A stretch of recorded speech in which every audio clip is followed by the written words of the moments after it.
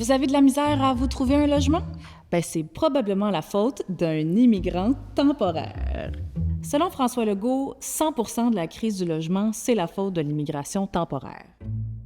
Même le Plex en avant de chez vous qui a été racheté par un dude en finance qui s'appelle Félix pour faire du Airbnb, c'est la faute de l'immigration temporaire.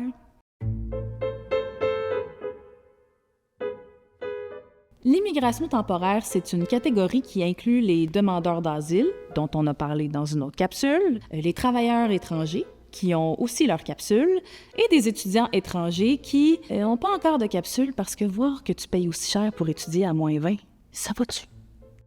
37 milliards de dollars que les étudiants étrangers dépensent au Canada chaque année, c'est presque le PIB du Mali pour graduer dans la gadoue du mois d'avril.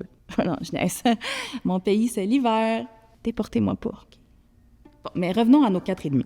Selon une publication de l'IRIS, la crise du logement prend de l'ampleur depuis 20 ans. Puis pendant cette période, des condos dispendieux et des maisons unifamiliales ont poussé un peu partout, mais les logements accessibles financièrement n'ont pas suivi, faute d'investissements publics suffisants. Ça doit être la main invisible du marché qui a oublié de le mettre au budget.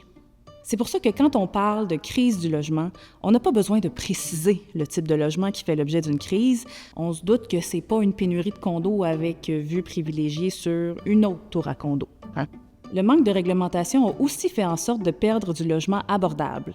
Par exemple, France-Hélène Duranceau était actionnaire en 2019 d'une entreprise qui a acheté un duplex à 500 000 $ pour le transformer en condo de luxe, dont la vente a totalisé plusieurs millions de dollars.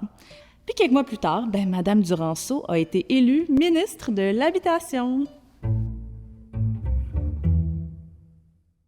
Peut-être que pour plus se faire ghoster par son cabinet, les journalistes pourraient se faire passer pour un petit projet de flip immobilier.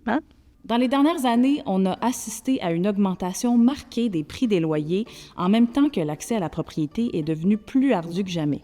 Puis plus le loyer prend un pourcentage élevé du revenu, moins la propriété est accessible, plus la crise du logement est prononcée, plus c'est facile de trouver preneur pour des loyers plus élevés, puis ainsi de suite. Blâmer l'immigration pour la crise du logement, c'est comme blâmer un véhicule pour l'état de la chaussée. Si la crise du logement est causée entièrement par l'immigration temporaire, comment est-ce qu'on explique que la hausse moyenne des loyers soit plus élevée à Saguenay qu'à Montréal, ou que Drummondville ait un taux de logement vacant plus faible que celui de Montréal? Selon les groupes de défense des locataires, on manque pas de raisons pour expliquer les très faibles taux d'inoccupation partout au Québec. Il y a le manque de résidences pour personnes âgées, les nombreuses résidences secondaires en région, la forte présence de Airbnb et finalement, le manque de logements sociaux. Puis c'est difficile d'accuser les migrants temporaires pour la pénurie de logements sociaux puisqu'ils n'y ont pas accès. Et comble de l'ironie, le secteur de la construction recrute actuellement des travailleurs migrants temporaires. Ces travailleurs auront évidemment besoin d'être logés, puis en même temps, ils sont accusés de participer à la pénurie du logement qu'ils viennent aider à combattre. C'est comme si je faisais venir un électricien chez nous pour l'accuser d'avoir brûlé mon ampoule. Un peu plus, puis on leur demande de retourner dans leur pays, mais de nous construire du logement en télétravail.